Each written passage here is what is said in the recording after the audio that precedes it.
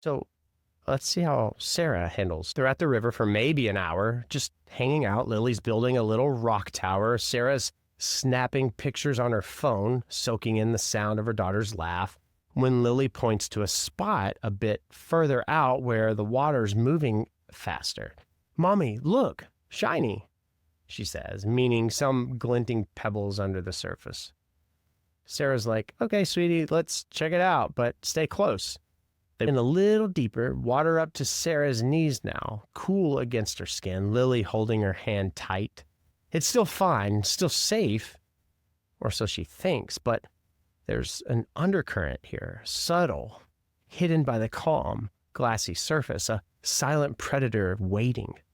Sarah takes one more step, and suddenly the ground under her isn't solid, it's slippery, uneven, and she stumbles. Her foot catching on something, a root, a rock maybe, who knows, and she's falling. She lets go of Lily's hand to keep her from being pulled down too and yells, "Stay there!" as she hits the water. The cold shock stealing her breath for just a moment, but the current grabs her instantly. It's not a raging torrent, but it's strong enough, pulling her downstream faster than she can fight it, and the water's grip is like these icy fingers around her legs. She's flailing, trying to stand, but the water's deeper now, up to her waist, and then her chest, dragging her with relentless force. Lily's on the bank screaming, "Mommy!" A sound that cuts through Sarah like a knife, and her heart is breaking because she can't get back to her. She's a decent swimmer, but panic has set in. She's swallowing water, bitter and muddy, coughing as it burns her throat, her legs tangling in underwater weeds that feel alive, slimy tendrils wrapping tight. It's like the river's a living thing at this point, dragging her under with intent. She's swept maybe 50 yards downstream, out of sight of Lily now, around a bend where the water pulls deeper and darker, like it's swallowing the light. Her head goes under, and it's instant. Cold, sharp, like 1,000 needles piercing her skin.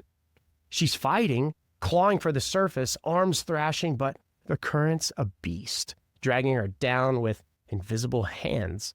Her strength's fading fast, nearly gone, and every kick feels heavier, like her legs are made of lead. Her lungs are burning, screaming for it. The water's roar is everywhere, muffled but deafening, drowning out her own gasps. She tastes it, bitter, earthy, mixed with the metallic tang of panic. Her vision's blurring, edges going black like ink spreading over a page.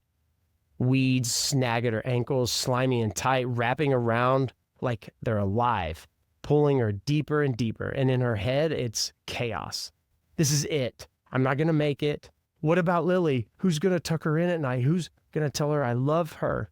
It's that gut punch moment where you're not just scared for yourself, but for who you're leaving behind. She sees flashes, Lily's tiny sun hat, her giggle, the rock tower half built on the bank, and it's tearing her apart more than the water. I got to stop and ask, have you ever felt that kind of desperation where it's not just about you, but someone you'd do anything for? I mean, I'm right there with Sarah feeling that ache. What would you fight for in that moment?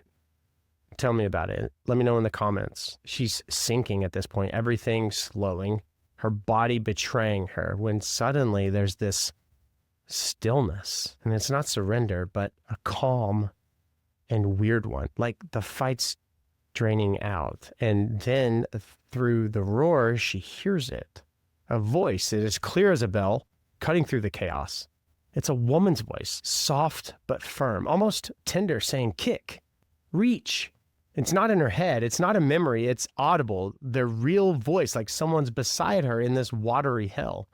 She doesn't know how or why, but it's repeating and insistent. It's a gentle urgency in its tone. Kick again, kick. And something in her just listens, even as her mind's screaming it's impossible.